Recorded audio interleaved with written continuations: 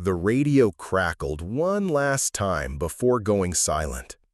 Captain Marcus Hayes pressed his back against the concrete wall, blood seeping through his torn tactical vest. His left leg was useless, shattered by shrapnel from the IED that had torn through their convoy 20 minutes ago. The rest of his unit was either dead or scattered across the bombed-out streets of Kandahar's industrial district. Before we jump back in, tell us where you're tuning in from. And if this story touches you, make sure you're subscribed, because tomorrow I've saved something extra special for you. 3 days earlier, he had denied Amanda Rodriguez's transfer request without a second thought. Now, as enemy voices echoed through the abandoned warehouse complex, he wondered if he would live long enough to regret that decision. The ambush had been perfectly orchestrated. Intelligence had failed them completely. What was supposed to be a routine supply run through the secured corridor had turned into a nightmare when the lead Humvee hit the buried explosive device. The blast flipped the armored vehicle, killing Sergeant Thompson instantly and trapping 2 others under burning metal. Hayes had been in the second vehicle when the small arms fire erupted from 3 different directions. Muzzle flashes lit up the twilight from rooftops, doorways, and behind overturned cars. The distinctive crack of AK-47s mixed with the deeper boom of RPGs. His driver, Corporal Williams, had managed to get them into the warehouse before taking a round through the neck. Now, Hayes was alone, wounded, and surrounded. His radio was damaged in the blast, leaving him cut off from base command. The GPS locator on his vest had been destroyed by the same piece of shrapnel that tore into his ribs. Even if he could move properly, which he couldn't, the hostiles had positioned themselves to control every exit route from the complex. He thought about Amanda Rodriguez again. 2 years in Afghanistan, exemplary service record, never a complaint or disciplinary action. She had requested transfer to the 82nd Airborne Unit stationed in Germany. Personal reasons, she had said. Family issues back home that required her to be closer to the States for emergency leave access. Hayes had looked at her file that morning. Top marksman in her training class, advanced field medic certification. I am fluent in Dari and Pashto. Combat experience in 3 different provinces. On paper, she was exactly the kind of soldier any unit would want to keep. But Hayes had his own problems. His company was already understaffed after losing 4 soldiers in the previous month's operations. Command was pressuring him to maintain readiness levels. Losing Rodriguez would mean breaking up one of his most effective fire teams right before the upcoming operation in Helmand Province. So he had denied the request. Standard military procedure. Unit needs supersede individual preferences. He had delivered the news in his typical matter-of-fact style, expecting her to accept it and move on like a good soldier. Rodriguez had stood at attention in his office, her expression unreadable. She hadn't argued or pleaded, just nodded once and said, "Understood, sir." But Hayes had noticed something in her eyes. Disappointment, maybe, or something deeper. The sound of boots on concrete snapped him back to the present.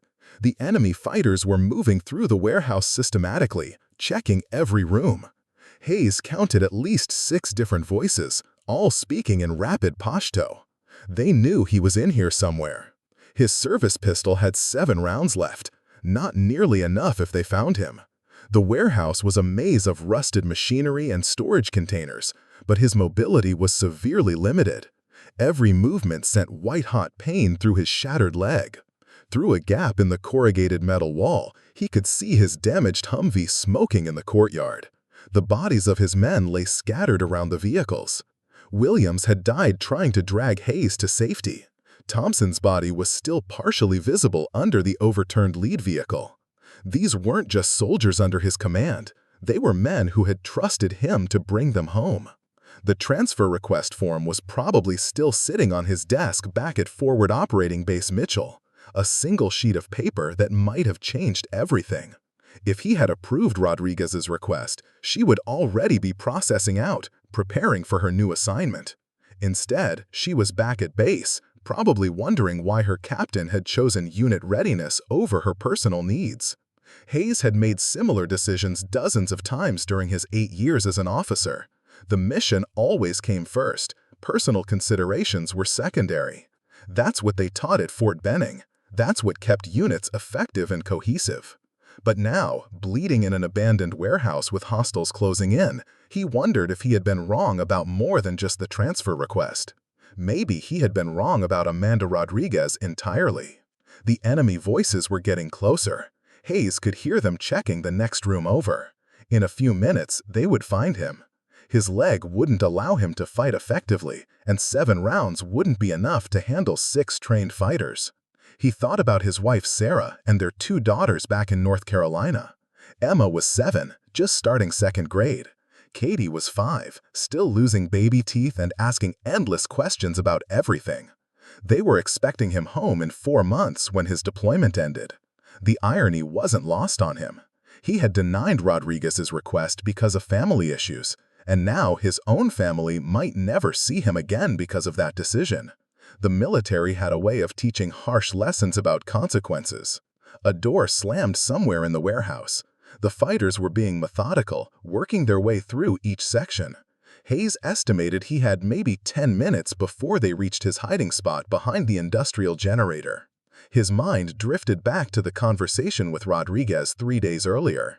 She had requested the meeting through proper channels, waited for his availability, and presented her case professionally. Everything by the book. But he had barely listened to her reasoning. Family emergency requiring closer proximity to home base. That's all he had really heard. In his experience, family emergencies usually meant relationship problems or financial issues. Things that soldiers needed to handle on their own time, not reasons to disrupt unit cohesion. Maybe he should have asked more.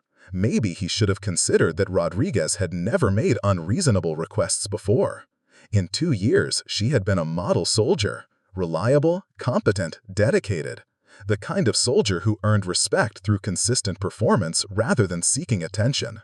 But Hayes had been dealing with his own pressures. Colonel Peterson had been pushing hard about readiness reports. The upcoming Helmand operation required every available soldier. Losing Rodriguez would mean reorganizing his entire squad structure. So he had made the easy decision, the safe decision from a command perspective. Keep the experienced soldier, maintain unit strength, worry about individual problems later. Now, with enemy fighters hunting him through the warehouse and his own blood pooling on the concrete floor, Hayes realized that leadership sometimes required harder choices. Sometimes the safe decision turned out to be the wrong decision. The warehouse fell silent for a moment. Hayes could hear his own labored breathing and the distant sound of helicopter rotors. Too far away to be a rescue mission, probably just routine patrol traffic. He checked his watch. 18:47 hours. The base would expect his unit to check in within the next 30 minutes. When they failed to report, search and rescue protocols would activate. But finding him in this maze of industrial buildings would take hours, maybe days. He didn't have that kind of time. The enemy voices resumed, closer now. Hayes could make out individual words in Pashto. They were discussing search patterns, dividing up sections of the warehouse. Professional, organized, patient. These weren't random insurgents. They were trained fighters who had planned this ambush carefully. As footsteps approached his hiding spot, Captain Marcus Hayes closed his eyes and thought one more time about the transfer request he had denied, about the soldier who had accepted his decision without complaint, about the choice that might have saved both their lives if he had been wise enough to make it. Amanda Rodriguez had grown up in the dusty border town of Eagle Pass, Texas, where the Rio Grande separated 2 worlds with a thin line of muddy water. Her father, Miguel Rodriguez, had spent 30 years as a Border Patrol agent, walking the same desert paths that smugglers and migrants used under cover of darkness. Her mother, Jennifer, taught 4th grade at the local elementary school, where half the students spoke Spanish as their first language.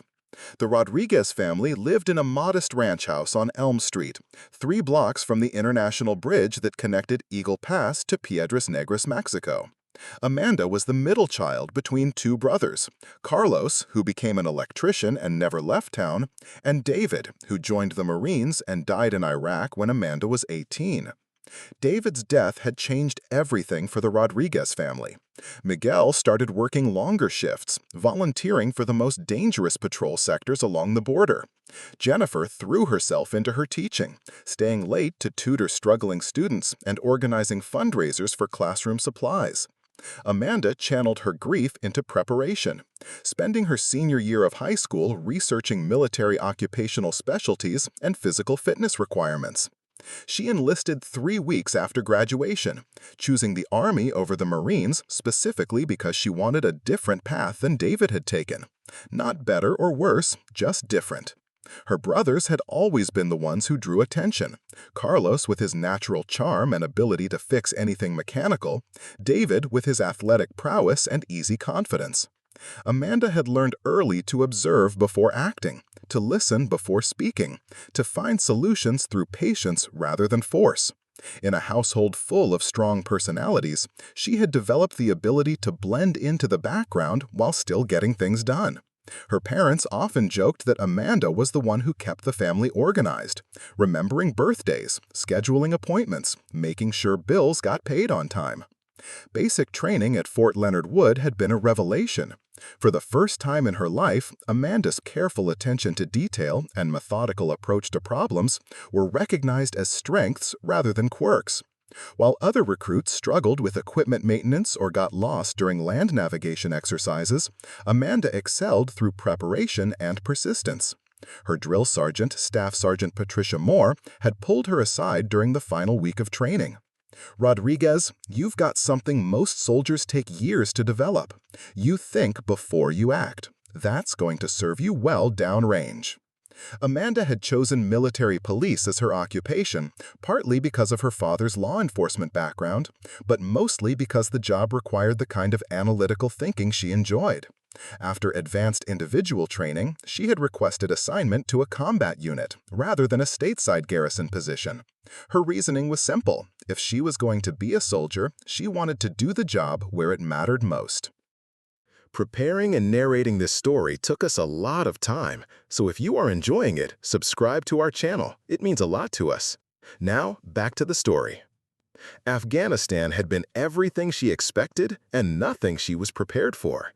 The heat, the dust, the constant tension of operating in hostile territory, but also the satisfaction of work that had clear purpose and measurable outcomes. As a military police officer attached to infantry units, Amanda's job involved convoy security, checkpoint operations, and detention facility management. She had arrived at Forward Operating Base Mitchell in March, assigned to Captain Hayes's company as part of a reorganization following casualties in the previous unit. Amanda's first impression of Hayes had been mixed. He was clearly competent and experienced, but he seemed to view the world in strict categories of regulation and deviation. Everything was either by the book or wrong. During her initial briefing, Hayes had outlined his expectations with military precision. "Rodriguez, I run a tight unit. We follow procedures, we maintain standards, and we don't improvise unless the situation absolutely requires it. Your job is to integrate with my existing team structure and support whatever mission we're assigned." Amanda had responded with the standard acknowledgments, but privately she had wondered if Hayes had actually read her personnel file. Her previous commanders had consistently noted her ability to adapt to changing circumstances and find creative solutions to complex problems. But Hayes seemed more interested in compliance than capability. The other soldiers in the unit had been welcoming enough, though she sensed the usual testing that came with being the new person. Sergeant First Class Robert Chen, the senior NCO, had been professional but reserved during her first week. The enlisted soldiers, Corporal Jackson, Private First Class Williams, Specialist Thompson, had included her in conversations and activities but maintained a subtle distance. Amanda understood the dynamics. She was new, untested in their specific operating environment, and female in a predominantly male unit. She would need to prove herself through performance rather than personality. That was fine with her. She had been proving herself that way her entire life. Her first month at FOB Mitchell had been routine. Convoy security missions along Highway 1, checkpoint duty at the main gate, administrative tasks that came with being the junior member of the team. Amanda had performed each assignment competently, but she could sense Hayes's evaluation process. He was watching for weaknesses, testing her reactions to stress and uncertainty. The testing had become more obvious during her second month. Hayes began assigning her the least desirable duties: night shifts at the detention facility, inventory management for equipment that never seemed to balance correctly, liaison work with local Afghan police who spoke minimal English. Amanda had accepted each assignment without complaint, recognizing the pattern from her experiences growing up with older brothers. But she had also begun to demonstrate capabilities that went beyond basic competence. During a checkpoint incident involving a suspected vehicle-borne improvised explosive device, Amanda had been the one to notice inconsistencies in the driver's behavior that led to discovering a cache of weapons. Her fluency in Spanish had proven useful when questioning Afghan nationals who had worked in Iran and picked up Persian, which shared vocabulary with Spanish through Arabic borrowings. Most significantly, Amanda had begun developing relationships with local Afghan women that provided intelligence opportunities other soldiers couldn't access. Her patient, respectful approach had earned trust in situations where male soldiers were automatically excluded from conversations. Hayes had acknowledged her contributions in official reports, but Amanda sensed his reluctance to rely on methods that deviated from standard procedures. He preferred solutions that could be replicated and taught through regulations, rather than approaches that depended on individual judgment or cultural sensitivity. The disconnect had become more apparent during planning sessions for complex operations. Amanda would offer suggestions based on local intelligence or alternative approaches she had observed during previous assignments. Hayes would listen politely, then proceed with conventional tactics that followed established doctrine. Amanda's frustration had grown slowly, not from any single incident, but from the accumulation of missed opportunities. She could see ways to improve their effectiveness, build better relationships with local populations, and reduce risks through smarter preparation. But Hayes's leadership style left little room for input from junior soldiers, especially ones who hadn't yet proven themselves in his specific operational context. The situation had reached a turning point 3 months into her assignment. Amanda's mother had called with news that Amanda's grandmother, Maria Gonzalez, had been diagnosed with advanced pancreatic cancer. The doctors estimated she had 6 months to live, possibly less. Maria Gonzalez had raised Amanda during summer months while her parents worked, teaching her to cook traditional Mexican dishes, sharing stories about the family's history, providing the kind of patient guidance that comes from decades of life experience. She was 93 years old, sharp as ever, and facing her final months with the same grace she had shown throughout Amanda's childhood. Amanda had requested emergency leave to spend time with her grandmother, but the unit's operational tempo made extended absence impossible. The alternative was a transfer to a stateside assignment or a European posting that would allow regular travel back to Texas for family visits. The decision to request transfer had not been easy. Amanda genuinely enjoyed the work she was doing in Afghanistan, and she recognized the professional value of combat experience. But family obligations sometimes took precedent over career advancement, especially when time was limited. She had prepared her transfer request carefully, researching available positions, ensuring all paperwork was complete, providing detailed justification for the family emergency. The 82nd Airborne Unit in Germany represented the best compromise, still an active duty combat unit but with easier access to the United States for emergency travel. The meeting with Captain Hayes had been scheduled for 1400 hours on a Tuesday afternoon. Amanda had arrived precisely on time, wearing a freshly pressed uniform and carrying the completed transfer packet. She had rehearsed her presentation, anticipating questions about timing, alternative solutions, and impact on unit readiness.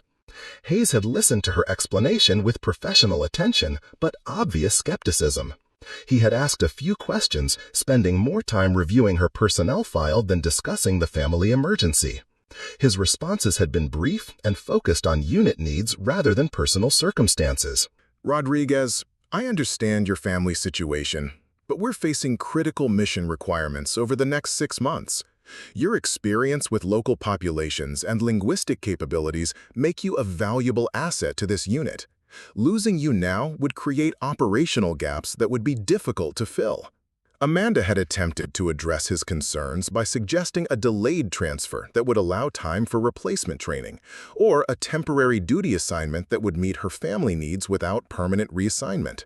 But Hayes had been unmoved by her alternatives. The timing doesn't work with our operational schedule. I'm denying this request. You can resubmit in 6 months after we complete the upcoming Helmand Province operation. Amanda had felt the familiar frustration of being dismissed without real consideration. Hayes had made his decision based on unit convenience rather than evaluating the merits of her request. But she had simply responded with military courtesy. "Understood, sir." Walking back to her quarters after the meeting, Amanda had wondered if Hayes truly understood what he had just done. 6 months might be longer than her grandmother had to live. The cancer was aggressive, and the doctors had been clear about the prognosis. By the time Hayes reconsiders her transfer request, Amanda might be attending a funeral instead of spending precious final months with the woman who had helped raise her. But military service required accepting decisions from superior officers, even when those decisions seemed arbitrary or unfair. Amanda had learned that lesson early and often throughout her career. The key was to continue performing at the highest level regardless of personal disappointments. What Hayes didn't realize was that Amanda's request had been motivated by more than just family loyalty. She had also been feeling increasingly isolated in a unit that didn't seem to value her contributions. The transfer would have provided a fresh start with commanders who might better appreciate her capabilities.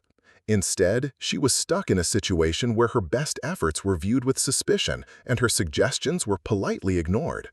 Hayes clearly preferred soldiers who followed orders without question rather than ones who brought creative solutions to complex problems.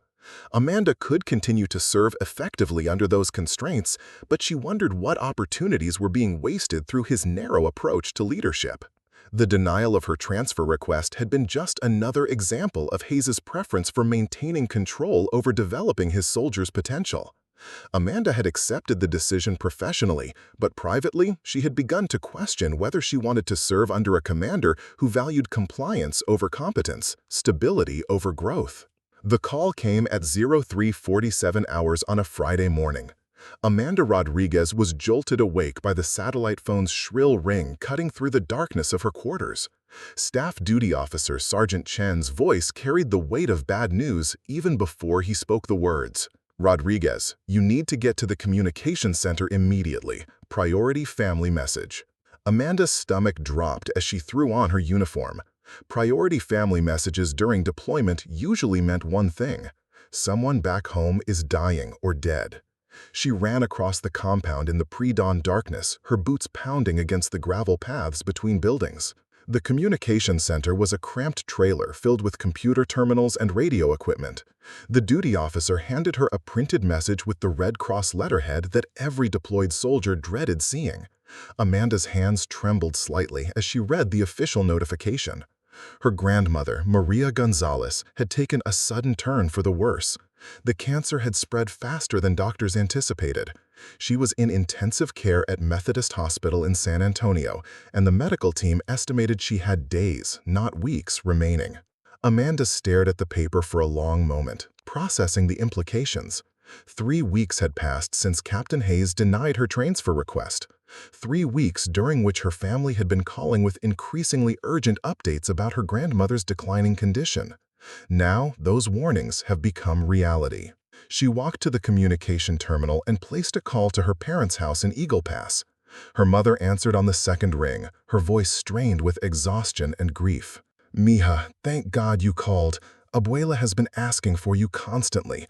The doctors say she's fighting to hold on, but she's so weak. We don't know how much longer."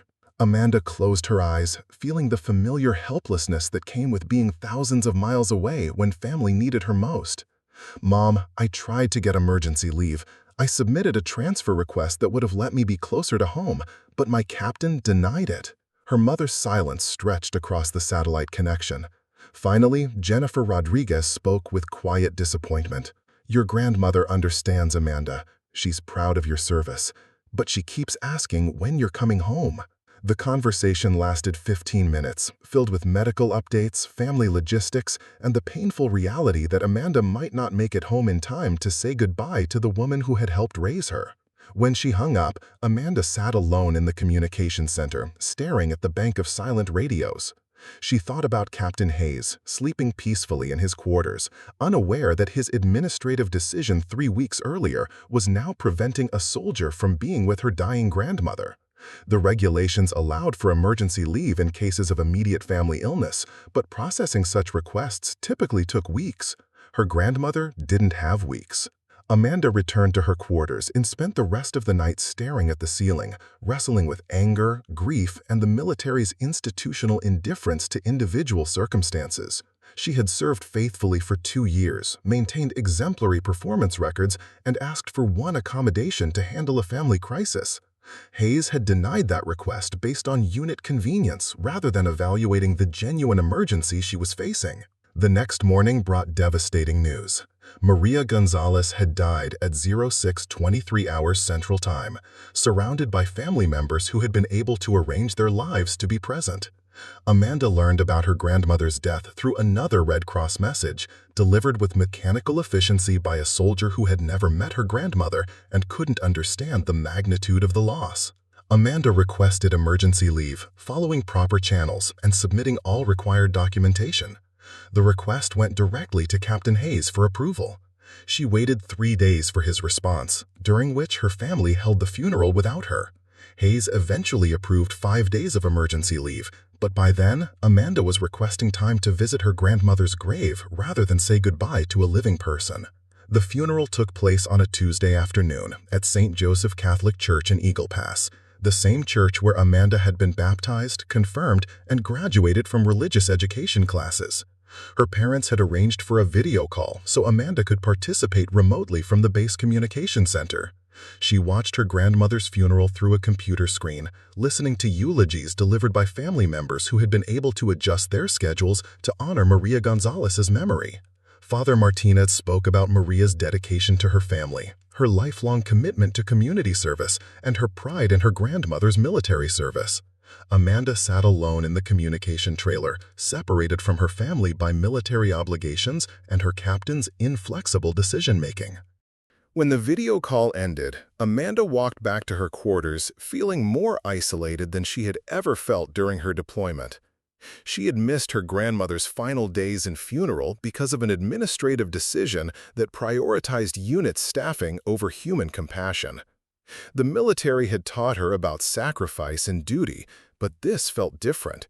This felt like punishment for circumstances beyond her control.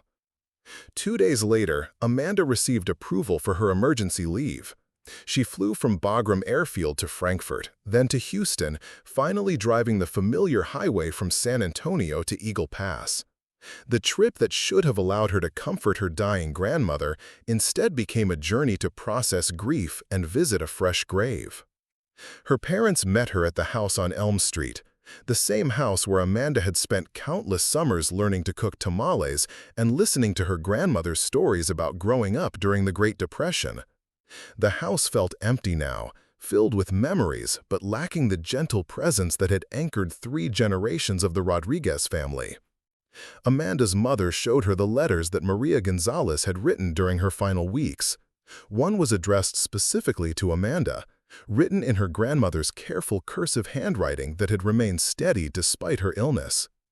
"My dearest Amanda," the letter began, "I am so proud of the woman you have become. Your service to our country honors our family and continues the tradition of sacrifice that has defined our people for generations. I understand why you cannot be here with me during my final days. Duty sometimes requires us to miss the moments we most want to share." The letter continued with memories of Amanda's childhood visits, encouragement for her military career, and gentle advice about balancing personal needs with professional obligations.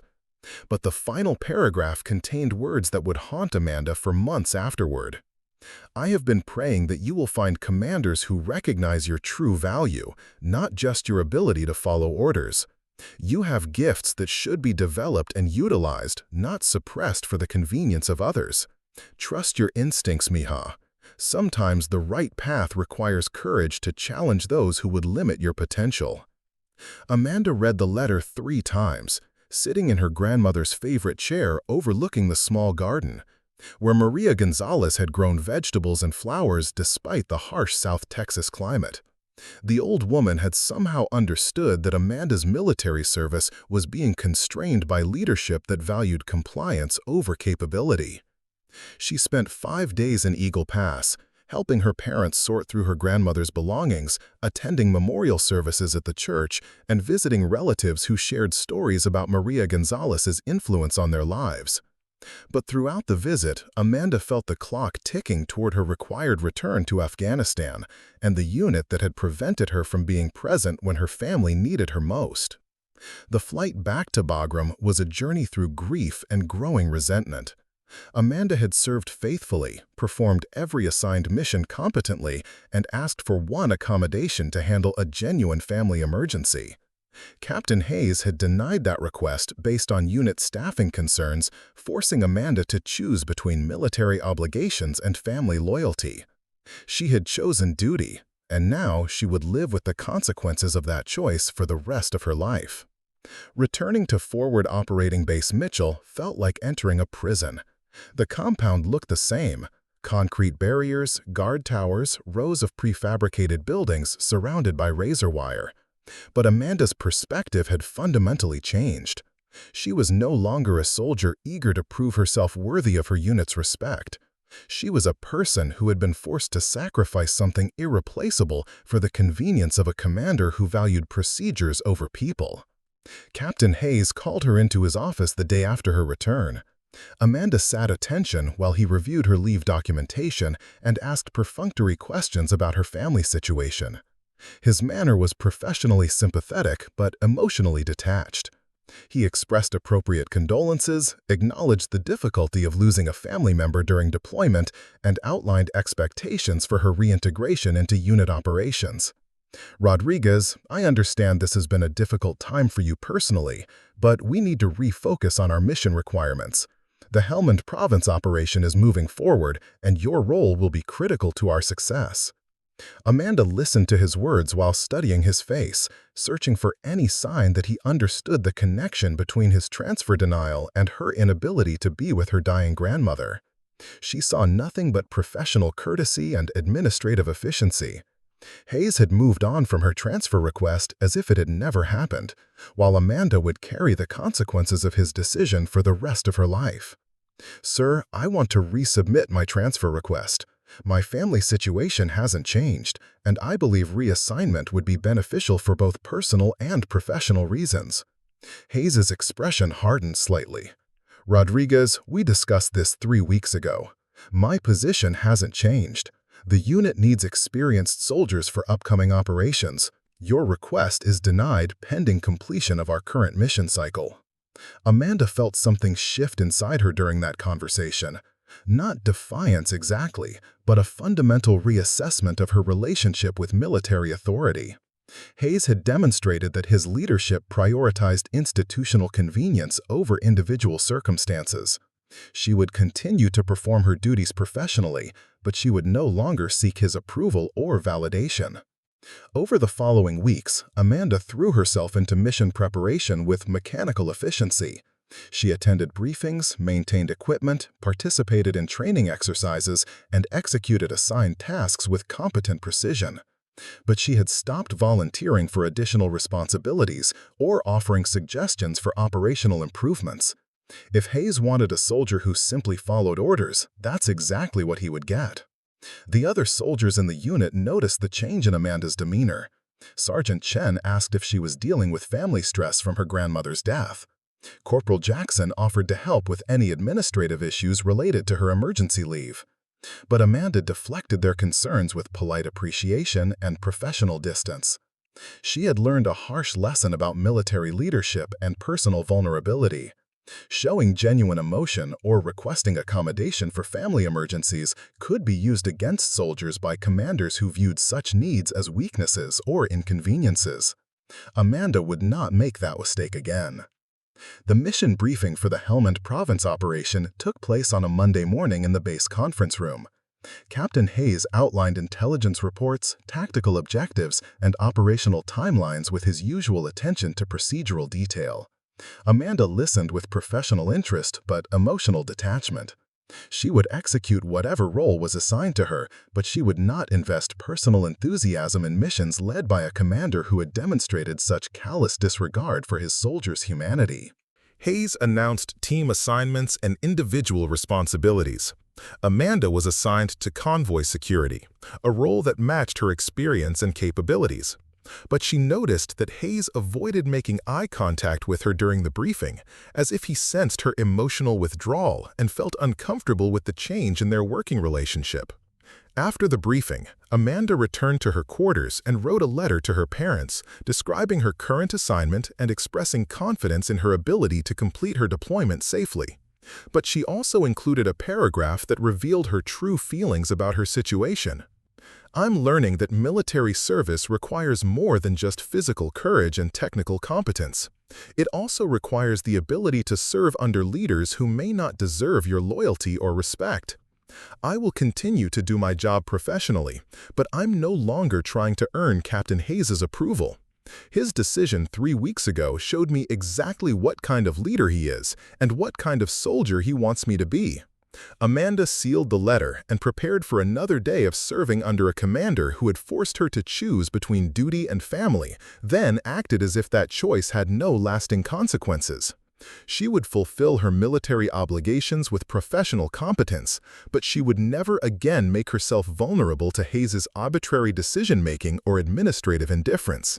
The stage was set for a confrontation between a soldier who had lost faith in her commander's judgment and a captain who remained oblivious to the human cost of his inflexible leadership style. Neither of them could have predicted that their personal conflict would soon become irrelevant in the face of life-and-death circumstances that would test everything they thought they knew about duty, loyalty, and what it meant to serve. The explosion that changed everything happened at 18:23 hours on a Thursday evening, just as the sun was setting behind the jagged mountains surrounding Kandahar's industrial district. Amanda Rodriguez was 3 kilometers away at Forward Operating Base Mitchell when the radio transmission cut to static, but she knew immediately that something had gone catastrophically wrong. She had been in the motor pool, conducting routine maintenance on her assigned vehicle, when the emergency frequency crackled to life with fragments of panicked voices. "Contact! Contact! Contact! IED strike on lead vehicle, taking fire from multiple positions. Medic! We need a medic!" Then, silence. Amanda dropped her wrench and sprinted toward the Tactical Operations Center, her boots slipping on the gravel as she rounded the corner of the maintenance building. Other soldiers were emerging from various buildings across the compound, drawn by the same ominous radio chatter that had echoed from speakers throughout the base. Inside the operations center, chaos reigned. Radio operators were frantically attempting to re-establish contact with Captain Hayes' convoy, which had been conducting what should have been a routine supply run through a secured corridor. The large digital map display showed the convoy's last known position, a red dot frozen in time at grid coordinates that suddenly seemed very far away. Lieutenant Colonel Patricia Davidson, the base commander, stood behind the radio operators with her arms crossed, her expression grim. She had been through this scenario too many times during her 22 years of service. Radio silence after an explosion usually meant casualties, sometimes massive ones. "Time of last contact?" Davidson asked the senior communications specialist. 18:23 hours, ma'am. The lead vehicle reported IED detonation, multiple casualties, then we lost all communication. Davidson turned to her operations officer. "What assets do we have available for immediate response?" "Quick reaction force is staged and ready, ma'am, but we've got another convoy returning from Helmand province that won't be back for 2 hours. Air support is 40 minutes out minimum." Amanda stood in the back of the operations center, listening to the professional discussion of response options while her mind raced through tactical possibilities. She knew the route Hayes' convoy had taken, Highway 7 through the industrial district, then north toward the supply depot. It was supposed to be a milk run, the kind of mission that experienced units could execute without significant risk. But Amanda had been studying intelligence reports for weeks, noting patterns in enemy activity that suggested increased sophistication in ambush tactics. She had even drafted a memo outlining her concerns about the industrial district route, recommending alternative paths that would reduce exposure to roadside bombs. The memo was still sitting in Captain Hayes' inbox, unread and unconsidered. Now her theoretical concerns had become a deadly reality. The Quick Reaction Force launched 20 minutes later, loaded with medical personnel and heavy weapons. Amanda watched from the operations center as their vehicles disappeared through the main gate, knowing that even with best-case scenarios, it would be at least 45 minutes before they reached the ambush site. 45 minutes was an eternity when soldiers were wounded and surrounded by enemy fighters. Amanda returned to her quarters, but sleep was impossible. She lay on her narrow bunk, staring at the ceiling and listening to radio chatter from the search and rescue operation. The Quick Reaction Force had reached the ambush site and confirmed the worst fears. Multiple casualties, vehicles destroyed, and no sign of survivors. The initial reports were devastating. Sergeant Thompson was confirmed killed in action, crushed when the lead vehicle flipped after hitting the IED. Corporal Williams had died from gunshot wounds sustained during the firefight that followed the explosion. 2 other soldiers were missing and presumed captured or killed. Captain Hayes was listed as missing in action. Amanda felt a complex mix of emotions as she processed the news. Despite her anger over the transfer denial and her grandmother's death, she felt no satisfaction in Hayes' predicament. He was still her commanding officer, still a soldier who deserved rescue, regardless of his personal failings as a leader. More importantly, his survival or death would impact every soldier in the unit. The search operation continued through the night, with helicopter overflights using thermal imaging to scan the wreckage area. But the industrial district was a maze of abandoned buildings, underground tunnels, and hiding spots that could conceal individuals for days or weeks. Finding one wounded soldier in that environment would require luck as much as skill. By dawn, the official assessment was grim. Hayes was either dead or had been taken prisoner by enemy forces. The destroyed convoy represented a significant tactical victory for insurgent forces, who had demonstrated their ability to strike at American units even in supposedly secure areas. Amanda attended the morning briefing in the operations center where Lieutenant Colonel Davidson outlined the ongoing search efforts and discussed security implications for future operations. The mood was somber, with the weight of casualties and missing personnel affecting everyone on the base. "We will continue search operations for 72 hours, Davidson announced. After that time frame, anyone still missing will be reclassified as killed in action pending recovery of remains. 72 hours. 3 days to find Hayes before the military bureaucracy wrote him off as another casualty of an endless war. Amanda raised her hand. "Ma'am, request permission to join the search teams. I know the industrial district terrain from previous patrols, and I speak enough Pashto to communicate with local informants." Davidson studied Amanda for a moment. "Rodriguez, I appreciate your motivation, but you're not qualified for search and rescue operations. We're using specialized teams with advanced equipment and training."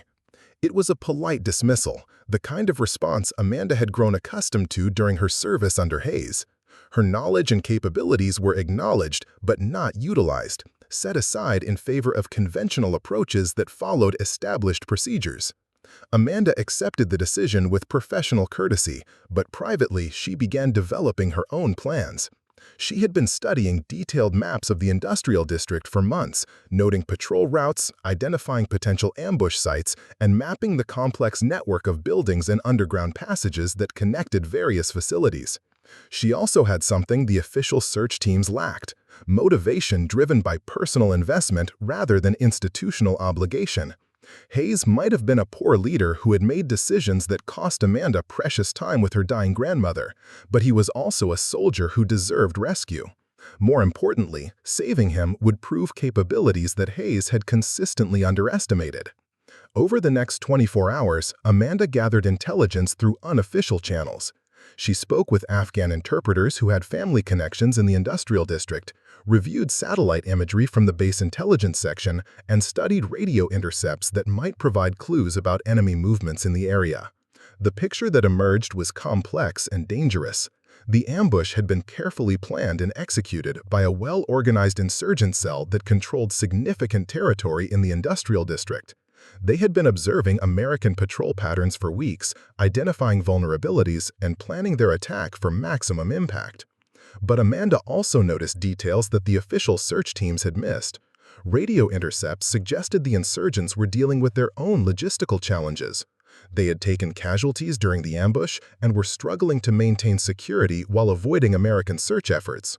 Most significantly, they seemed to be holding a prisoner rather than executing him immediately. That last detail gave Amanda hope. If Hayes was alive and being held captive, it meant the insurgents saw value in keeping him alive, possibly for prisoner exchange or propaganda purposes. It also meant he might still be in the industrial district, rather than having been moved to a more secure location.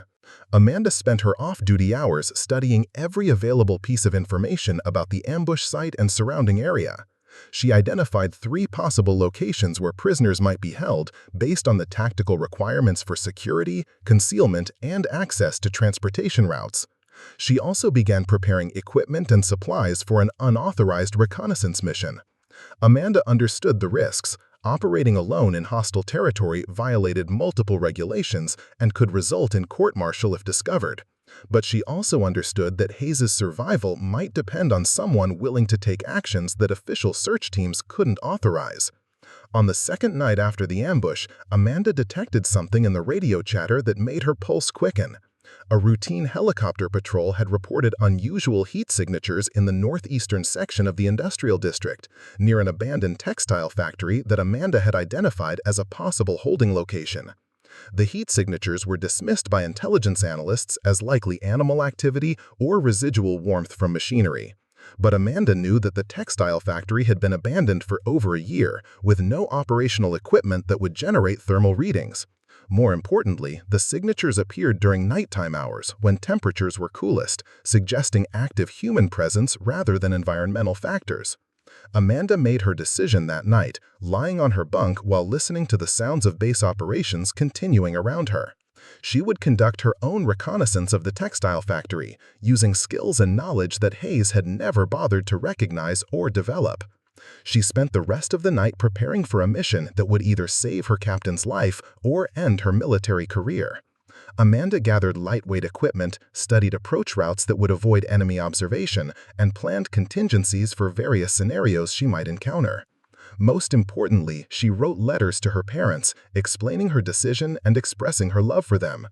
If something happened during her unauthorized mission, Amanda wanted her family to understand that she had chosen to risk her life for reasons that went beyond military duty or personal loyalty to Hayes. She was doing this because it was right, because Hayes deserved rescue regardless of his failings as a leader, and because she possessed capabilities that might make the difference between his survival and death. Amanda had spent months being underestimated and underutilized by a commander who valued compliance over competence.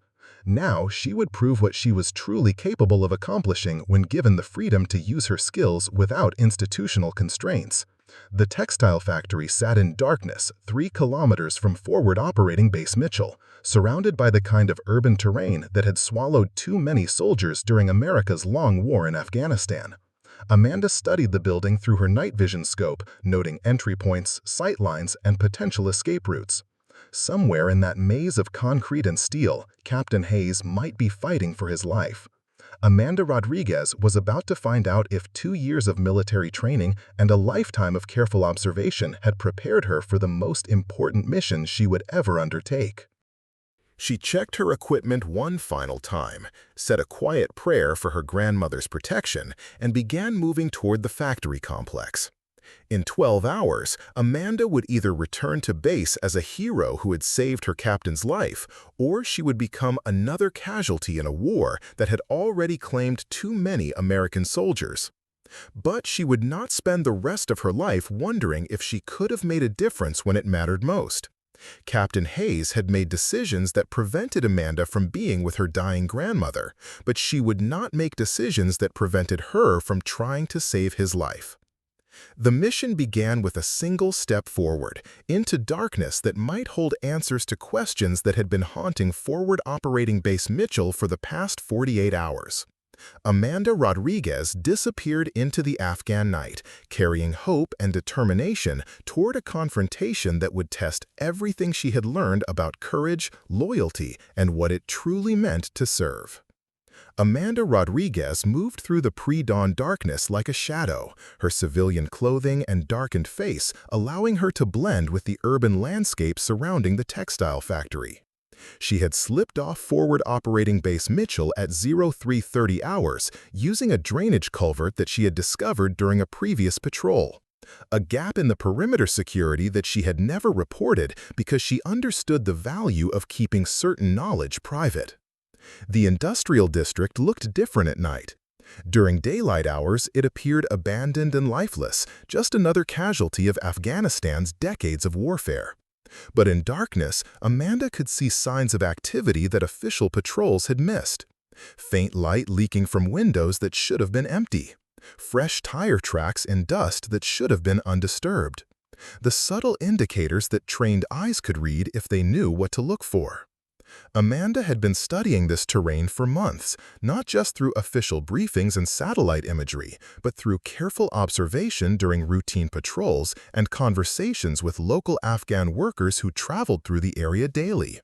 She had built a mental map of the district that included details no official report had captured. Which buildings had functional electrical connections, where vehicle access was possible, how the underground tunnel systems connect various facilities. The textile factory sat at the intersection of three major smuggling routes that insurgent forces had been using for years.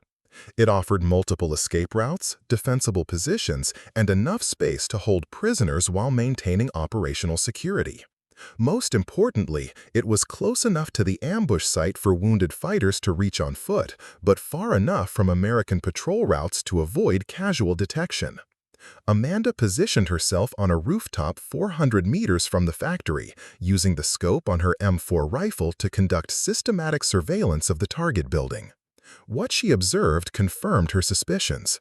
There were at least 6 armed guards positioned around the perimeter, moving in patterns that suggested professional training rather than amateur enthusiasm. These weren't random insurgents looking for trouble, they were experienced fighters executing a planned operation. More significantly, Amanda spotted evidence of recent medical activity. Blood-stained bandages had been disposed of in a courtyard area, and she could see improvised stretchers that had been used to transport wounded personnel. The insurgents had taken casualties during the ambush, just as radio intercepts had suggested. But the most important discovery came at 0547 hours, just as the first rays of sunlight began illuminating the factory's upper floors. Amanda saw a figure moving past a third-floor window, someone in what appeared to be American military camouflage, walking with the distinctive limp of a person with a leg injury. Captain Hayes was alive. Amanda spent the next 2 hours documenting everything she observed, taking digital photographs with a camera borrowed from the base intelligence section, mapping guard positions, and noting the timing of patrols around the building perimeter. By 800 hours, she had enough evidence to convince any reasonable commander that a rescue operation was not only possible, but necessary. The challenge was getting back to base without being detected by either insurgent forces or American patrols.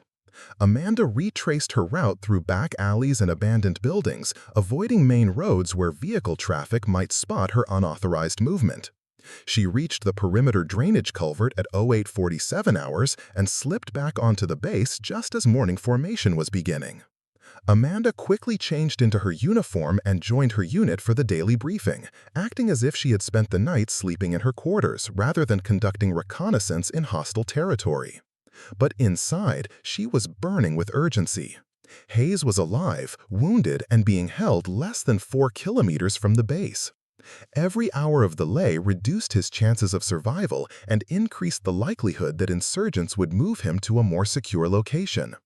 The morning briefing focused on the ongoing search efforts, which had expanded to include helicopter patrols over a wider area and coordination with Afghan National Army units. But the official search teams were looking in the wrong places, following conventional assumptions about how insurgent forces operated rather than understanding their actual capabilities and patterns. Lieutenant Colonel Davidson reported that intelligence analysts had identified several possible locations where prisoners might be held, but none of those locations matched Amanda's observations. The official assessment continued to focus on cave complexes in the mountains rather than urban facilities in the industrial district. Amanda raised her hand during the question period. "Ma'am, have search teams conducted detailed reconnaissance of the textile manufacturing complex in Grid Square 7742? Intelligence reports suggest increased activity in that area, and the facility offers tactical advantages for holding prisoners." Davidson consulted her tactical map. "Rodriguez, that facility was cleared during initial search operations. No signs of recent activity or occupation." Amanda felt frustration building but maintained professional composure. "Ma'am, respectfully, visual reconnaissance from ground level might miss indicators that are visible from elevated positions. The facility has multiple underground levels that wouldn't be apparent during a standard clearing operation." "Rodriguez, I appreciate your input, but our search teams are following established protocols based on current intelligence assessments. If you have specific information about enemy activity in that area, you should report it through proper channels." Amanda realized she was facing an impossible situation. She had concrete evidence that Hayes was being held in the textile factory, but she couldn't present that evidence without admitting to conducting unauthorized reconnaissance in violation of multiple regulations. Any attempt to convince Command to focus their search efforts on the correct location would require explaining how she had acquired information that official teams had missed. She spent the rest of the morning writing a detailed intelligence report that presented her observations as theoretical analysis rather than first-hand reconnaissance. Amanda described the tactical advantages of the textile factory location, referenced open-source information about the facility's layout and access routes, and suggested that prisoner-holding operations would logically focus on urban facilities rather than mountain caves. The report was professionally written and tactically sound, but Amanda knew it would be filed away with dozens of other theoretical assessments that reached Command headquarters daily. Without admitting to unauthorized reconnaissance, she couldn't convey the urgency or specificity needed to redirect official search efforts. Meanwhile, time was running out for Captain Hayes. Amanda decided to conduct a second reconnaissance mission that night, this time with the goal of developing actionable intelligence that could be presented without revealing her unauthorized activities.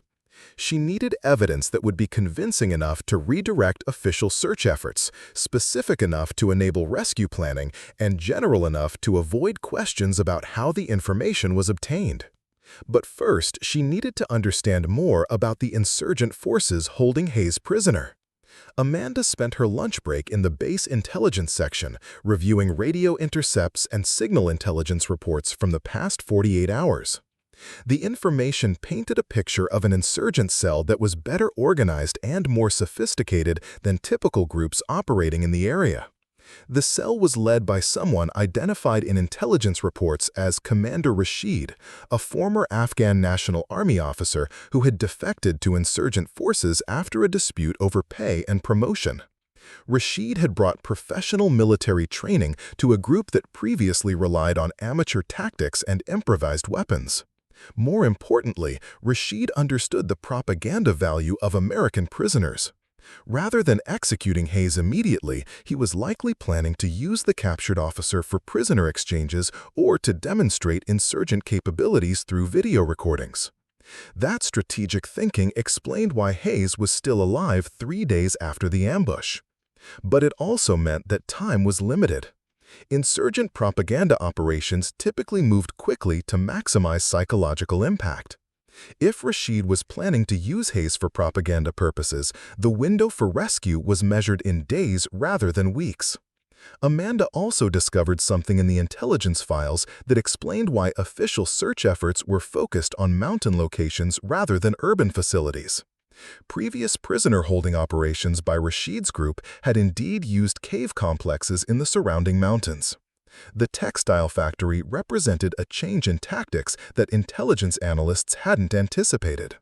That evening, Amanda prepared for her second unauthorized reconnaissance mission with greater understanding of the tactical situation and her adversary's capabilities.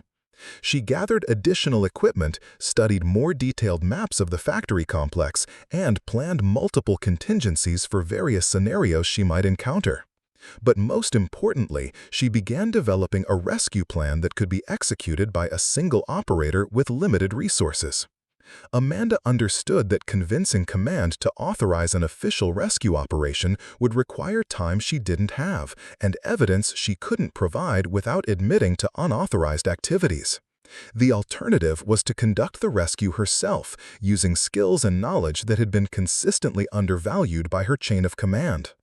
The second reconnaissance mission began at 02:45 hours, with Amanda using the same drainage culvert to exit the base perimeter. This time, she carried additional equipment, including rope, medical supplies, and a backup radio that could reach base communications from extended range. The factory appeared quiet from external observation, but Amanda could see that security had been increased since her previous visit. Additional guards were posted at access points, and patrol patterns had been modified to provide better coverage of approach routes. Rashid was clearly concerned about American rescue efforts and was taking precautions to protect his valuable prisoner. Amanda spent 4 hours conducting detailed surveillance from multiple positions around the factory complex. She identified entry points that weren't covered by guard positions, mapped internal movement patterns based on light and shadow observations, and located what appeared to be the room where Hayes was being held. Most significantly, she observed a pattern in the guard's behavior that suggested Hayes was not only alive but actively planning his own escape. At regular intervals, disturbances on the second floor drew guards away from their posts, creating brief windows when security coverage was reduced. Hayes was either causing deliberate distractions or taking advantage of natural opportunities to test his captor's response patterns. By 6:30 hours, Amanda had developed a workable plan for extracting Hayes from the factory with minimal risk of detection. The operation would require precise timing, careful coordination, and acceptance of significant personal risk. But it was feasible for a single operator with the right skills and motivation. Amanda returned to base with detailed intelligence about Hayes's location, his captor's capabilities, and the tactical requirements for a successful rescue operation. But she also faced the same dilemma that had frustrated her the previous day: how to act on information that couldn't be officially acknowledged. The morning briefing brought devastating news. Intelligence analysts had concluded that Hayes was most likely dead based on the lack of credible sightings and the typical pattern of insurgent operations in the area. Rashid's group had previously executed prisoners within 72 hours of capture, and that deadline had now passed. Lieutenant Colonel Davidson announced that search operations would be scaled back to body recovery missions focused on the most likely disposal sites in the surrounding mountains. Active rescue efforts would be suspended pending development of new intelligence about prisoner locations. Amanda listened to the briefing with growing despair and determination. She had concrete evidence that Hayes is alive and recoverable, but the military bureaucracy was abandoning him based on flawed assumptions and incomplete intelligence. Official channels had failed to protect her grandmother from dying alone, and now they were failing to save her captain's life. For the second time in 3 weeks, Amanda faced a choice between following orders and doing what she knew was right. This time, she would not choose duty over human compassion. That afternoon, Amanda began final preparations for an unauthorized rescue mission that would either save Captain Hayes's life or end her military career. She gathered equipment, studied maps, and wrote letters explaining her actions to family members and superior officers. But most importantly, she steeled herself for a mission that would prove once and for all whether the quiet, underestimated soldier could accomplish things that louder, more confident people had declared impossible. Captain Hayes had refused her transfer request and forced her to miss her grandmother's death. But Amanda Rodriguez would not abandon him to die in an abandoned factory while she had the capability to save his life. The rescue would begin at nightfall, with a single soldier carrying hope into darkness toward a confrontation that would change both their lives forever. At 21:47 hours on Sunday night, Amanda Rodriguez slipped through the drainage culvert for the third time in 4 days, carrying 60 pounds of equipment and the weight of a decision that would define the rest of her military career. The moon was dark, providing natural concealment for an operation that would either save Captain Hayes's life or result in 2 American casualties instead of 1. Amanda had spent the afternoon in what she privately called her final preparations, actions taken by soldiers who understood they might not survive the next 24 hours. She had organized her personal belongings, written detailed letters to her parents explaining her decision, and updated her will through the base legal office. Most importantly, she had left a sealed envelope on her bunk containing maps, photographs, and intelligence reports that would guide any recovery operation if she failed to return. The envelope was addressed to Sergeant First Class Chen, the only NCO in the unit who had consistently treated Amanda with professional respect rather than condescending tolerance. If something happened during the rescue attempt, Chen would have the information needed to find both Amanda and Captain Hayes. The industrial district felt different at night during her third visit. Amanda's familiarity with the terrain had grown through repeated observation, transforming abstract map coordinates into intimate knowledge of shadows, sightlines, and movement patterns. She knew which buildings provided the best observation positions, where vehicle patrols were most likely to appear, and how long it took to move between key locations without being detected. More importantly, she had identified the critical weakness in the insurgents' security plan. Commander Rashid's forces were professional and well-trained, but they were operating under assumptions that didn't account for a single American soldier conducting an unauthorized rescue mission. Their security measures were designed to prevent official military operations, helicopter assaults, vehicle-mounted raids, or coordinated attacks by multiple units. They weren't prepared for one person moving on foot through terrain they thought they controlled. Amanda approached the textile factory from the southeast, using an approach route that took advantage of destroyed buildings and abandoned industrial equipment for concealment. She had timed her movement to coincide with a shift change among the guards, creating a 15-minute window when security coverage was reduced due to personnel rotation. The factory's exterior showed more signs of recent activity than Amanda had observed before previous visits. Fresh sandbags had been positioned around entry points, and additional fighting positions had been constructed on the rooftop. Rashid was clearly expecting an American rescue attempt, but his preparations focused on defending against a conventional assault rather than infiltration by a single operator. Amanda approached the textile factory from the southeast, using an approach route that took advantage of destroyed buildings and abandoned industrial equipment for concealment. She had timed her movement to coincide with a shift change among the guards, creating a 15-minute window when security coverage was reduced due to personnel rotation. The factory's exterior showed more signs of recent activity than Amanda had observed during previous visits. Fresh sandbags had been positioned around entry points, and additional fighting positions had been constructed on the rooftop. Rashid was clearly expecting an American rescue attempt, but his preparations focused on defending against a conventional assault rather than infiltration by a single operator. Amanda reached the factory's perimeter at 22:31 hours and began her final approach to the building itself. She had identified a ground floor window on the factory's north side that wasn't covered by guard positions, based on her observations of security patterns during previous reconnaissance missions. The window led to what had once been the factory's administrative offices, providing access to internal stairways that connected to the upper floors where Hayes was being held. Getting through the window required 5 minutes of careful work with tools Amanda had borrowed from the base maintenance section. The glass was old and cracked, held in place by a metal frame that had been weakened by years of neglect. Amanda was able to remove an entire panel without creating noise that would alert nearby guards. Inside the factory, Amanda found herself in a maze of abandoned machinery, storage rooms, and offices that had been stripped of anything valuable during the years since the facility ceased operations. But the building's basic structure remained intact, and Amanda's study of architectural plans had given her a clear understanding of the layout. The challenge was reaching the third floor where Hayes was being held without alerting the guards posted throughout the building. Amanda had counted at least 4 insurgents inside the factory during her previous observations, positioned to control access routes and monitor the prisoner. Moving past them would require timing, patience, and the kind of stealth skills that weren't taught in basic military training. Amanda began climbing toward the upper floors, using service corridors and maintenance stairways that weren't covered by the main guard positions.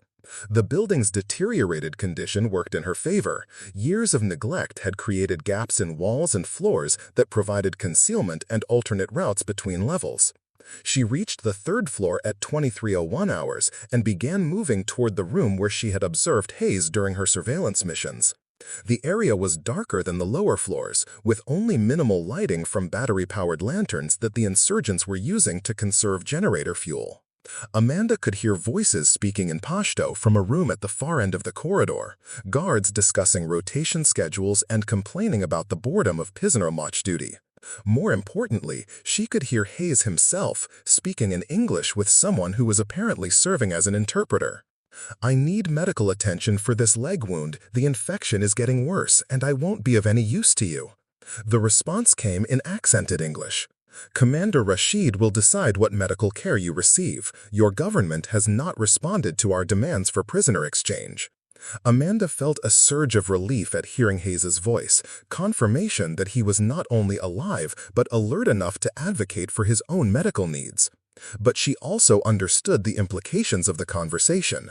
Rashid was planning to use Hayes for prisoner exchange negotiations, which meant the American officer's survival depended on political developments beyond military control. Amanda positioned herself outside the room where Hayes was being held, studying the security arrangements through gaps in the damaged doorframe. 2 guards were inside the room with Hayes, while a third was stationed in the corridor outside. All 3 were armed with AK-47s and appeared to be taking their duties seriously. Hayes was sitting against a wall with his injured leg extended, his uniform torn and blood-stained, but his posture alert and defiant. Despite 4 days in captivity, he maintained the bearing of a professional soldier rather than showing signs of despair or defeat. Amanda felt a complex mix of emotions seeing her captain in such circumstances: concern for his condition, respect for his resilience, and determination to extract him regardless of their personal conflicts. The rescue operation began at 23:34 hours, when Amanda created the distraction she had been planning since her first reconnaissance mission. She had positioned small explosive charges, improvised devices made from materials in the base demolitions training kit, at 3 different locations throughout the factory. The charges weren't large enough to cause serious structural damage, but they would create noise and confusion that would draw guards away from Hayes's location. The first charge detonated in the factory's basement, producing a loud bang that echoed through the building and prompted immediate response from security personnel. Amanda heard boots running on metal stairways as guards moved to investigate the disturbance. 30 seconds later, the second charge exploded on the first floor, creating the impression of multiple attackers moving through the building. The third charge, positioned near the main entrance, completed the illusion of a coordinated assault by a larger force. Amanda used the confusion to move against the guards stationed outside Hayes's room. The insurgent was facing toward the stairway, listening to radio chatter from his colleagues who were responding to the explosions throughout the building. Amanda approached from behind and neutralized him using hand-to-hand combat techniques, taking his weapon and restraining him with zip-tie restraints. The 2 guards inside the room were focused on the radio communications and preparing to move Hayes to a more secure location. Amanda entered the room using controlled violence that was swift and decisive, disabling both guards before they could raise an alarm or threaten their prisoner. Hayes looked up at Amanda with an expression of complete shock, as if he couldn't quite process what he was seeing. The last person he expected to see in an insurgent prison was the junior soldier whose transfer request he had denied 3 weeks earlier. "Rodriguez? What the hell are you doing here?" Amanda knelt beside Hayes to assess his injuries while listening for sounds of approaching guards. His leg wound was infected and would require immediate medical attention, but he was mobile enough for extraction if they could reach the extraction point. "Sir, we need to move immediately. I've got an extraction route planned, but the distraction won't last long." Hayes struggled to his feet, leaning heavily on Amanda for support. "Rodriguez, this is an unauthorized operation. You're going to face court-martial for being here." Amanda looked him directly in the eyes as she helped him toward the door. "Sir, with respect, I'd rather face court-martial than explain to your wife why I didn't try to save your life when I had the capability." The words hung between them as they began moving through the factory toward Amanda's planned extraction route. Hayes understood the implication. Amanda was risking her military career and possibly her life to rescue a commander who had made decisions that prevented her from being with her dying grandmother. They moved through the building using the same service corridors and maintenance passages that Amanda had used during infiltration. Hayes's injured legs slowed their progress, but adrenaline and determination kept him mobile despite the pain and infection. Behind them, Amanda could hear insurgent forces regrouping as they realized the explosions had been diversions rather than a genuine assault. Amanda and Hayes reached the ground floor as the first guards arrived at the empty third-floor room where Hayes had been held. They had perhaps 5 minutes before the insurgents organized a systematic search that would make escape impossible. The extraction route led through the factory's loading dock area, then across an open courtyard to a drainage canal that connected to the larger storm system Amanda had been using to access the industrial district. The courtyard crossing was the most dangerous part of the operation, 30 meters of open ground with minimal concealment and multiple sightlines from the factory's upper floors. Amanda positioned Hayes at the edge of the courtyard while she scouted the crossing point. The area appeared clear, but she could see guards moving through the factory windows as they searched for their missing prisoner.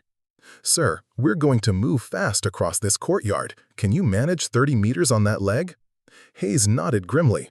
"I'll manage. Rodriguez, why did you come for me? After what happened with your transfer request, I wouldn't have blamed you for leaving me here." Amanda helped Hayes to his feet and prepared for the courtyard crossing.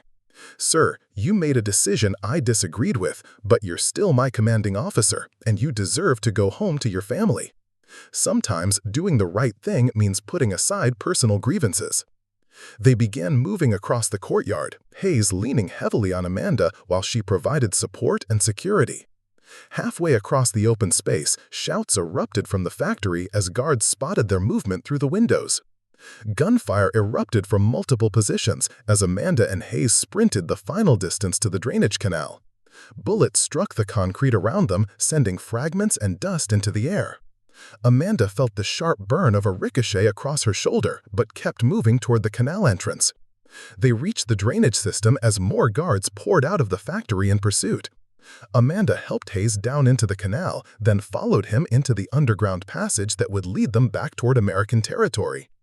Behind them, the sounds of pursuit echoed through the industrial district as insurgent forces realized their valuable prisoner was escaping. But Amanda had planned for this contingency, and the drainage system provided concealment and multiple route options that would make tracking them nearly impossible in darkness. As they moved through the underground passages toward forward operating Base Mitchell, Hayes struggled to process what had just happened. The soldier he had consistently underestimated had just conducted a solo rescue operation that succeeded where official military efforts had failed. "Rodriguez, how did you know where to find me?" Amanda helped Hayes navigate a particularly difficult section of the drainage canal, supporting his weight as they climbed over debris and broken concrete. "Sir, I've been conducting reconnaissance missions for the past 4 days. I knew you were alive and I knew where you were being held, but I couldn't convince the command to authorize a rescue operation without revealing how I got the intelligence." Hayes understood the implications. Amanda had violated multiple regulations to gather intelligence about his location, then violated even more regulations to conduct an unauthorized rescue mission. Her military career was probably over, regardless of the operation's success. But she had also demonstrated capabilities and initiative that Hayes had consistently failed to recognize during her months under his command. While he had been focused on compliance and procedural correctness, Amanda had been developing skills and knowledge that proved invaluable when regulations weren't sufficient to handle the situation. They reached the perimeter of Forward Operating Base Mitchell at 0147 hours, using Amanda's familiar drainage culvert to access the compound without alerting perimeter guards. Hayes required immediate medical attention, and Amanda needed to report the successful rescue operation through official channels. But first, they sat in the darkness outside the base perimeter, both understanding that everything would change once they walked through the gates. Hayes would receive medical care and return to his duties, probably with commendations for surviving captivity. Amanda would face investigation, possible court-martial, and the end of her military career. Rodriguez, I owe you an apology. For the transfer request, for underestimating your capabilities, for not recognizing what kind of soldier you really are. Amanda looked at her captain, seeing him clearly for perhaps the first time since arriving at Forward Operating Base Mitchell. Sir, you made decisions based on the information you had and the pressures you were facing. I made decisions based on what I thought was right. We both did what we believed was our duty. Hayes shook his head. No, Rodriguez, you did what was right. I did what was convenient. There's a difference, and it took almost dying in that factory for me to understand it. They walked through the base gates together, the rescued captain and the soldier who had saved his life, both knowing that their relationship had been fundamentally changed by 4 days of separation and 1 night of extraordinary courage. The guards at the main gates stared in shock as Captain Hayes limped through the entrance, supported by Amanda Rodriguez and clearly in need of immediate medical attention. Within minutes, the base was alive with activity as medical personnel, intelligence officers, and command staff responding to the news that Hayes had not only survived, but been successfully rescued. But the questions about how the rescue had been accomplished and by whom would wait until morning. For now, it was enough that 2 American soldiers had made it home from a place where survival had seemed impossible. The medical bay at Forward Operating Base Mitchell had never seen a case quite like Captain Marcus Hayes. 4 days in insurgent captivity had left him with a severe leg infection, dehydration, and multiple contusions, but his physical injuries paled in comparison to the psychological impact of his rescue by the soldier he had consistently underestimated.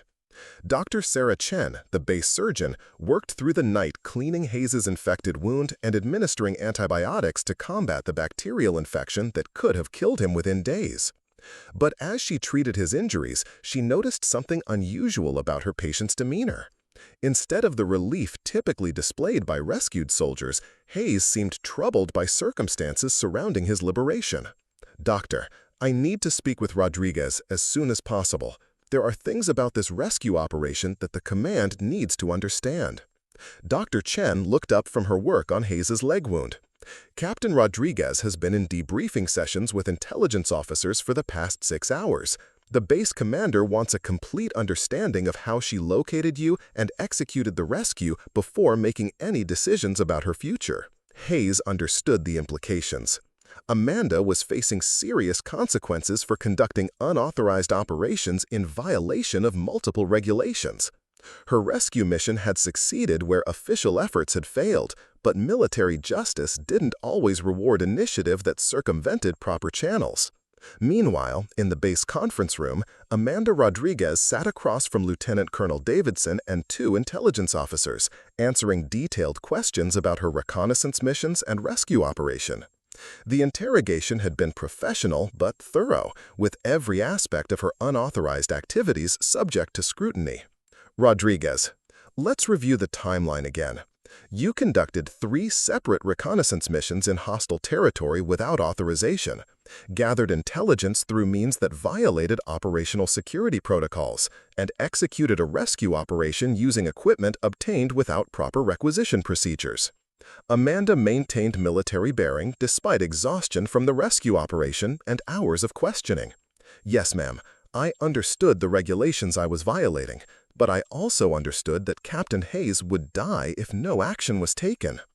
Colonel Davidson studied Amanda's personnel file, which had been retrieved from Hayes's office, along with the denied transfer request that had started this entire sequence of events.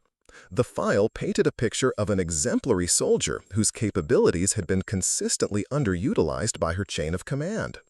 Rodriguez, your service record shows advanced training in survival techniques, foreign language proficiency, and combat operations. Why weren't these capabilities being utilized in your current assignment?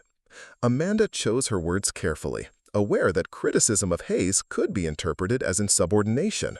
Ma'am, my role in the unit focused primarily on standard military police duties. Opportunities to apply specialized training were limited by operational requirements and command preferences. The intelligence officers exchanged glances, recognizing diplomatic language that concealed more direct criticism.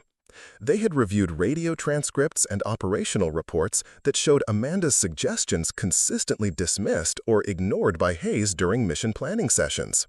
Major William Torres, the senior intelligence officer, leaned forward. Rodriguez, your unauthorized reconnaissance missions gathered intelligence that official search teams missed entirely. How did you identify the textile factory as Hayes's location when our analysts focused on mountain cave complexes?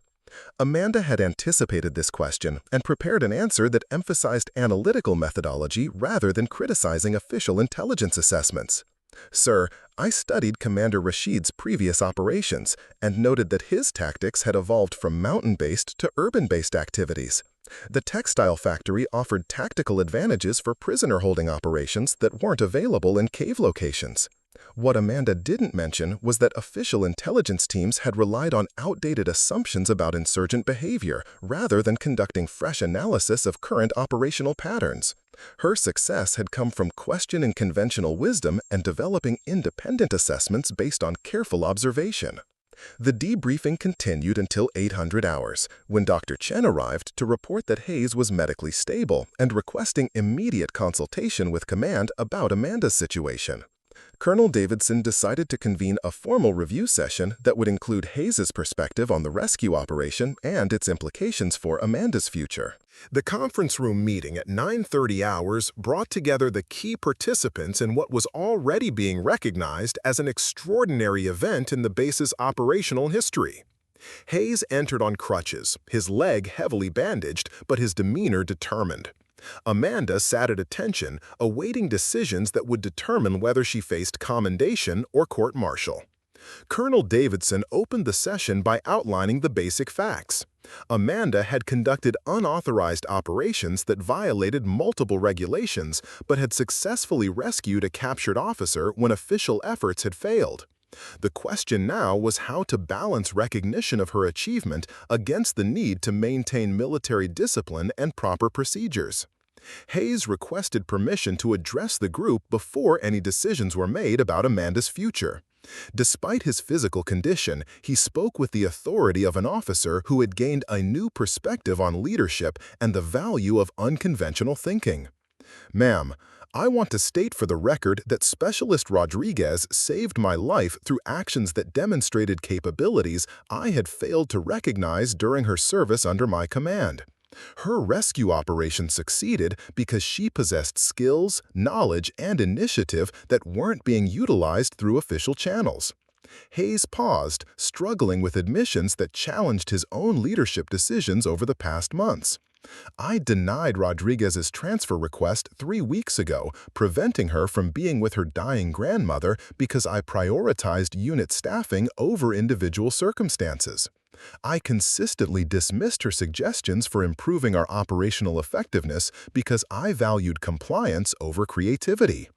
The room fell silent as Hayes continued his assessment. Rodriguez violated regulations to save my life, but those violations were necessary because official procedures were insufficient to handle the situation we faced.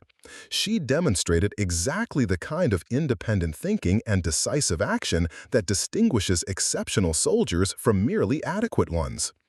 Colonel Davidson studied both officers, recognizing the complexity of a situation that defied simple categorization.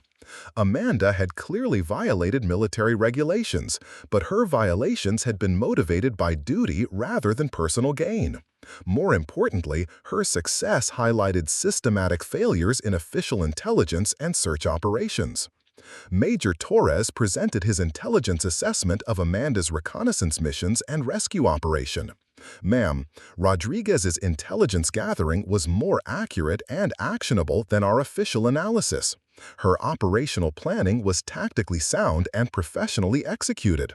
While her methods violated proper channels, her results exceeded anything our authorized teams accomplished. The discussion that followed revealed fundamental tensions between military regulations designed to maintain order and the reality that exceptional circumstances sometimes required exceptional responses.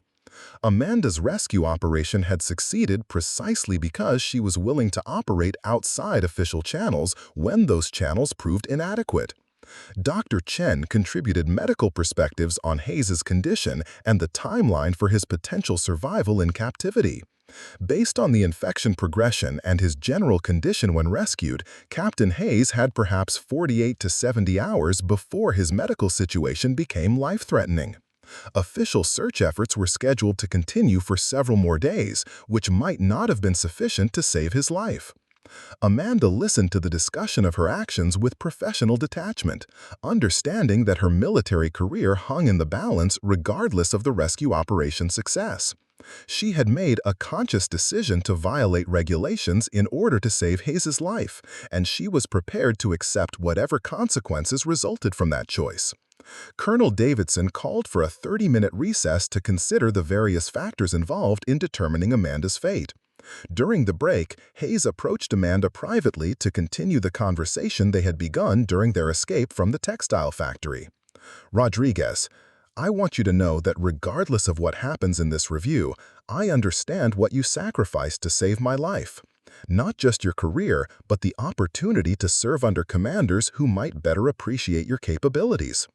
Amanda looked at Hayes with a new understanding of the man behind the inflexible command style she had experienced for months. "Sir, everyone makes decisions based on the information they have and the pressures they're facing. I made decisions based on what I thought was right at the time." Hayes shook his head. "No, Rodriguez, you made decisions based on principles that transcended personal convenience or institutional pressure. That's what real leadership looks like, and it took almost dying for me to recognize it." When the review session reconvened, Colonel Davidson announced decisions that reflected the complexity of Amanda's situation and the extraordinary nature of her actions. Rather than court-martial proceedings, Amanda would face administrative review for violating operational procedures. However, she would also receive official recognition for her successful rescue operation and demonstration of exceptional initiative under difficult circumstances. More significantly, Davidson announced that Amanda's transfer request would be approved immediately, with assignment to a specialized unit that could better utilize her reconnaissance and independent operations capabilities. Hayes had personally endorsed the transfer, acknowledging that Amanda's talents were being wasted in a conventional military police role. "Rodriguez, your actions during this incident demonstrated capabilities that our military needs to develop and utilize more effectively. While we cannot overlook regulatory violations, we also cannot ignore the exceptional results you achieved when official procedures proved inadequate." The administrative consequences were relatively minor, a formal reprimand for unauthorized operations that would remain in Amanda's personnel file but wouldn't affect her advancement potential. The recognition included a Bronze Star for heroic achievement in rescuing a fellow soldier under hostile conditions. But the most significant outcome was the impact on military procedures and training throughout the command structure. Amanda's successful rescue operation highlighted the need for more flexible approaches to intelligence gathering and rescue operations, particularly in situations where conventional methods proved insufficient. Hayes spent his medical recovery period writing detailed reports that analyzed Amanda's operational methods and recommended changes to official procedures based on lessons learned from his captivity and rescue. His recommendations emphasized the value of unconventional thinking and the danger of dismissing input from junior soldiers whose perspectives might provide crucial insights. The textile factory rescue became a case study used in military leadership courses, illustrating the importance of recognizing and developing individual capabilities rather than simply enforcing compliance with established procedures. 3 weeks after the rescue operation, Amanda Rodriguez departed Forward Operating Base Mitchell for her new assignment with the 75th Ranger Regiment, a unit that specialized in the kind of independent operations and unconventional thinking that had made her rescue mission successful. Her transfer had been expedited through channels that Hayes personally navigated, ensuring that Amanda's capabilities would be properly utilized in her new role. Hayes returned to duty with a transformed understanding of leadership and the importance of listening to subordinates whose insights might challenge conventional assumptions. He implemented new procedures for evaluating input from junior soldiers and created opportunities for unconventional thinking within his unit's operational planning process. The impact extended beyond individual career changes. Amanda's rescue operation had demonstrated that small unit operations could achieve results that larger, more conventional efforts had failed to accomplish. Military training programs began incorporating more emphasis on individual initiative and creative problem-solving rather than focusing exclusively on adherence to established procedures. 6 months later, Amanda received a letter from Hayes that reflected the continuing evolution of their professional relationship and mutual understanding. He had been promoted to major and assigned to a training command where he was implementing leadership development programs based partly on lessons learned from Amanda's rescue operation. Rodriguez, I wanted you to know that your actions during the textile factory operation continue to influence military training and leadership development. Officers throughout the command structure are learning about the importance of recognizing and utilizing individual capabilities rather than simply enforcing compliance with regulations. The letter continued with personal reflections on leadership, duty, and the responsibility commanders have to develop their subordinates' potential rather than suppressing it for administrative convenience. Hayes acknowledged that his decision to deny Amanda's transfer request had been motivated by institutional pressure rather than thoughtful consideration of her circumstances and capabilities. I've learned that real leadership requires the courage to make decisions based on what's right rather than what's convenient. Your example taught me that exceptional soldiers sometimes achieve exceptional results precisely because they're willing to challenge assumptions and take actions that others consider impossible. Amanda's response reflected the professional respect and personal growth that had emerged from their shared experience. She had found her place in a unit that valued her capabilities and provided opportunities for the kind of independent operations that suited her skills and temperament. Sir, our experience taught me that duty sometimes requires challenging authority when official channels prove inadequate to handle the situations we face. But it also taught me that good leaders can learn and grow from experiences that challenge their assumptions about effective command. The correspondence between Amanda and Hayes continued throughout their respective assignments, reflecting a professional relationship that had been forged through crisis and strengthened by mutual respect for each other's capabilities and character. Their story became part of military tradition, illustrating the importance of courage, initiative, and the willingness to risk personal cost for the welfare of fellow soldiers. 5 years after the textile factory rescue, Amanda Rodriguez was serving as a sergeant first class with the 75th Ranger Regiment, leading specialized reconnaissance missions that utilized exactly the kind of independent thinking and unconventional approaches that had made her rescue operation successful. Her military career had flourished in an environment that valued initiative over compliance and results over procedures.